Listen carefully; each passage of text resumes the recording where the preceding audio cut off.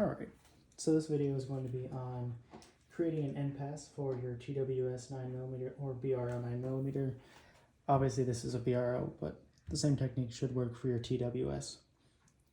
To get started, let's go ahead and remove the nozzle assembly as well as the bolt, and we will then go into everything you're going to need for this mod.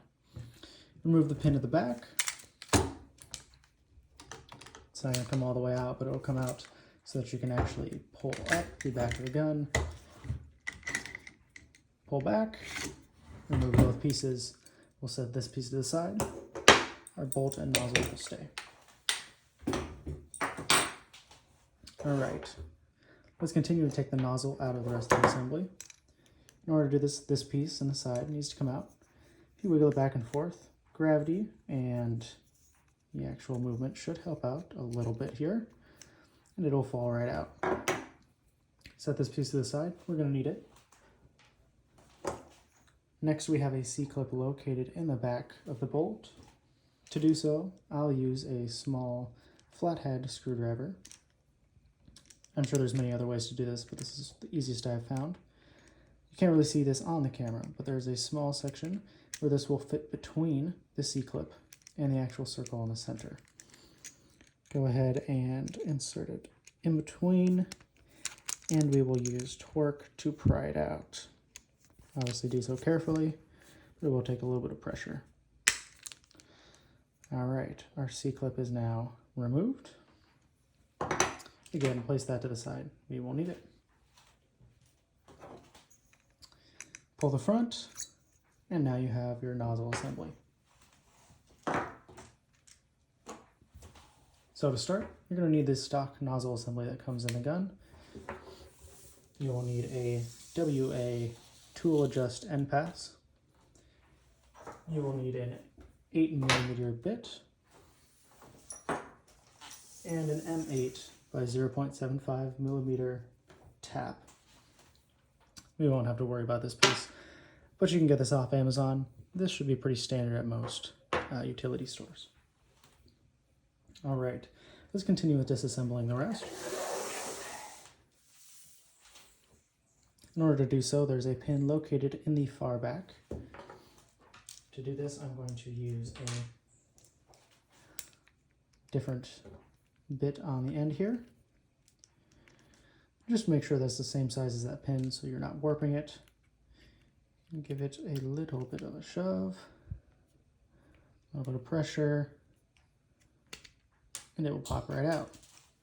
Hopefully not onto the floor like I just did. Give me 1 second.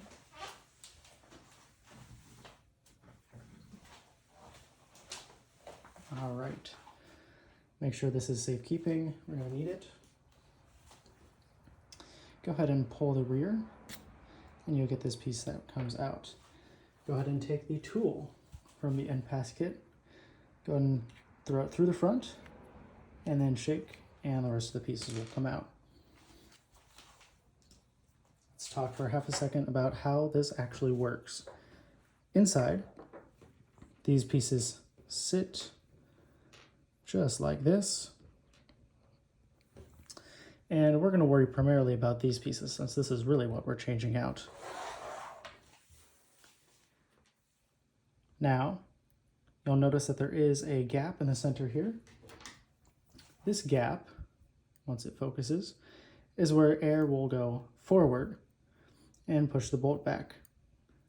Any air that escapes through the top here is going to be air going towards your BB. What this means is that as air goes through, this gets pushed back. That'll close off the front portion of the nozzle, meaning that all air will go towards pushing the bolt back. When that's done, the spring returns it. One way to increase the FPS without having to put an NPAS is to decrease the size of these holes. In the replacement nozzle that I got, you'll notice that the holes are actually much smaller, meaning that your FPS is increased. However, that does increase the chance that your bolt will not return correctly.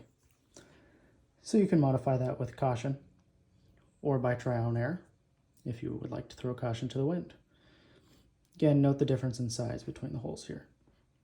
But let's continue with the stock piece. Now, these pieces are what we are going to remove. These pieces will stay. I do want to note the real difference and why this makes it difficult is that while this piece moves inside the nozzle, this does not. In fact, this lip on the right side is caught by another lip in the interior of the nozzle. This will be an issue later, but we will solve it. Now continuing here, let's grab our WA NPAS. This piece we will not be using.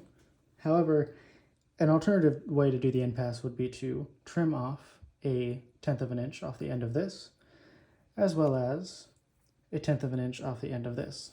If you think that's easier, you can give it a try. I recommend doing so carefully. But you will have to also shave the interior of the nozzle to make this fit. So I find that it's easier to do what we're going to do. Place this to the side. And we are ready to get started. First things first, we have to make this fit into this.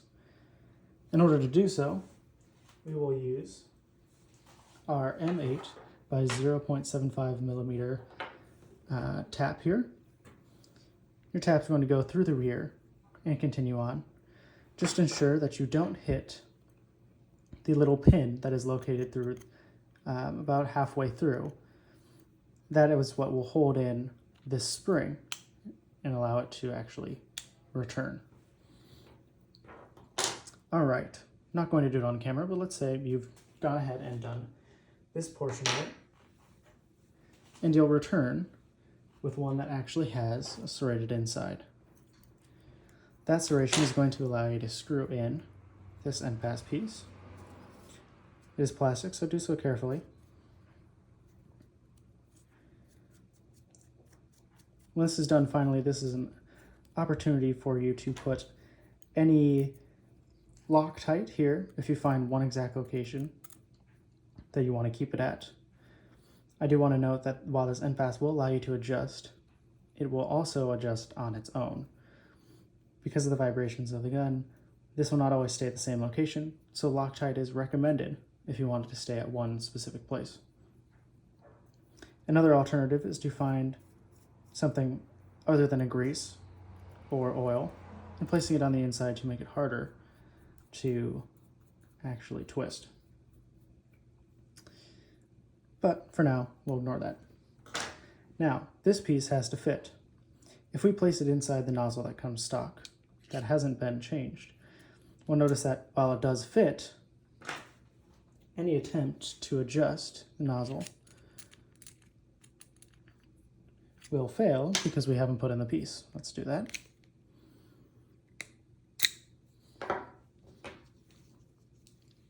Spring goes on the back. Make sure that that spring stays on as it falls to the bottom. All right, tip number 2, show the issue that you're going to run into. Get this to set properly. Now, as we adjust, give it a second here. We may have to reset this so that it sits properly.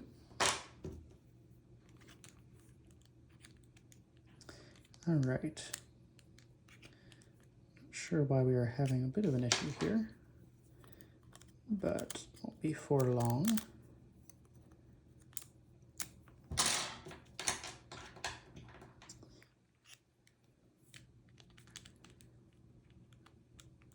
I have a feeling it is not sitting correctly. This is taking a longer portion of the video than I had planned. But for the sake of you not having to deal with it, I will still show you. All right, attempt number 2. Possible that the spring was not sitting correctly. Again, the importance of that spring staying on there. Looks like it is in correctly this time. Throw this back, and we'll make sure that that sits correctly, which it looks like it is. All right.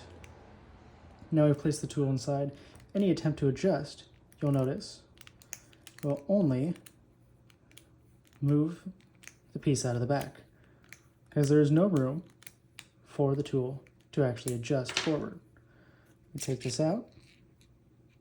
What is happening is that the lip right here, just like the lip on this edge, is not allowed to move at all.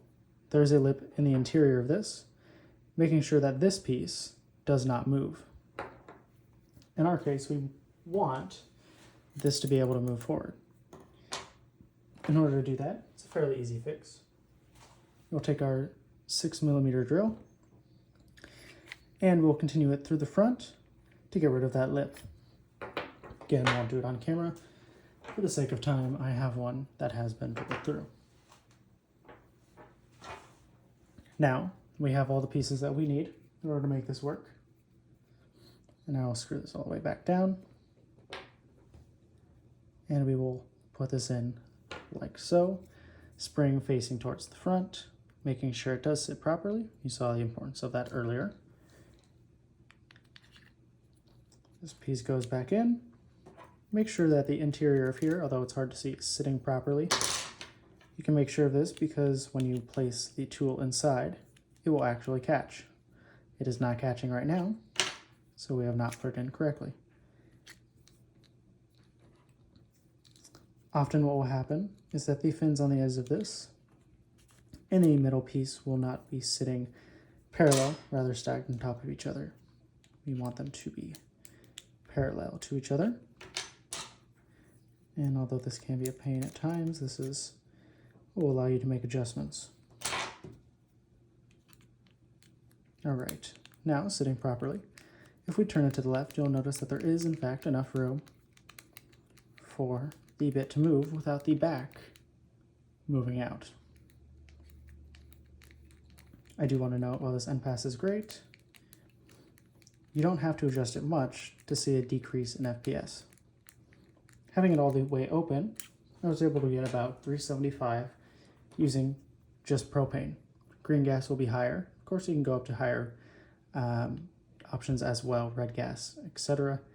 And that'll increase your FPS. But for most cases, this should be fine. With just a twist once or twice, you'll notice that your FPS will go down to 300. If you go towards the bottom, the BBs will barely be exiting the replica. All right, we have our NPAS together. Let's clean this up a little bit.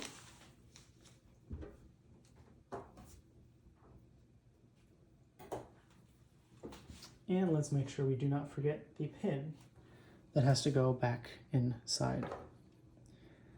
Again, we will use this to go through the back. And with a little bit of pressure and a little bit of help from something flat, we will get this back in.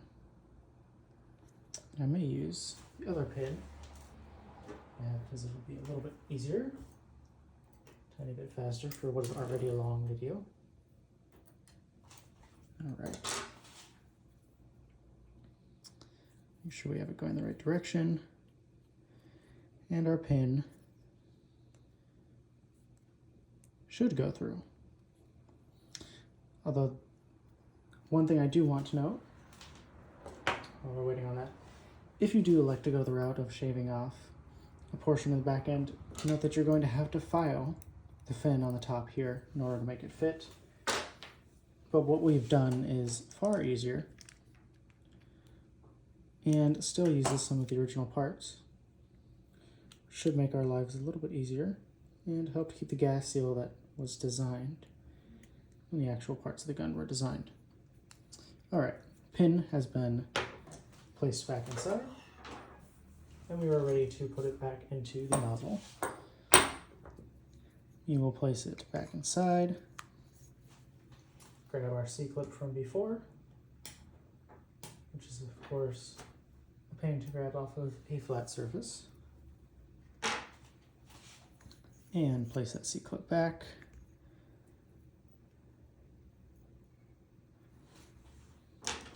Now I use the same flathead I used before to use that same pressure and force it back on.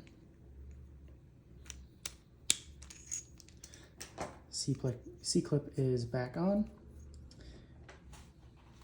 One thing I do want to note is the pin that we placed earlier.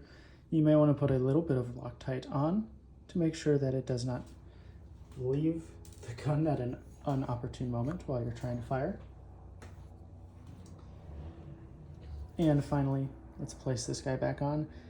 The part that protrudes through the bottom is going to go forward, place it on top, a little bit of pressure, wiggle back and forth, the piece is back in.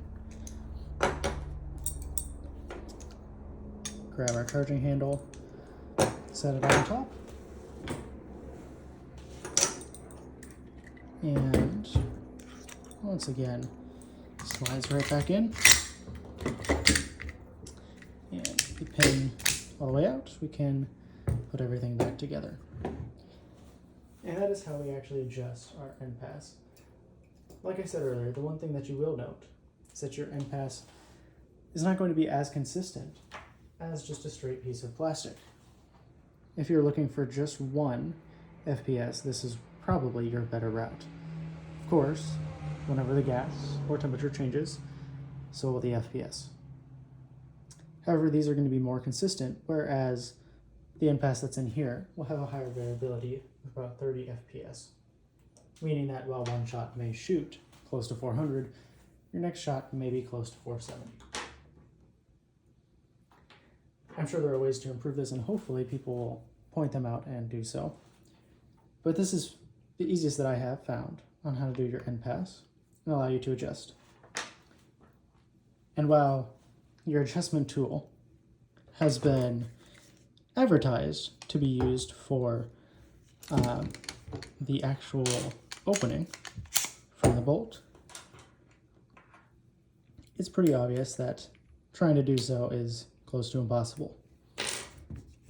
You'll still have to adjust by taking out bolt carrier and bolt and placing it through the front. That is not much of an issue, however. Simply having to shave different pieces for different FPS. Alright. Everything is back together. I said that prematurely, and now it is. And we are ready to go. Please feel free to leave any comments on what could be improved, or if there are any issues with making this work. I'd love to work through them. Hope this helps. Look forward to hearing from all of you.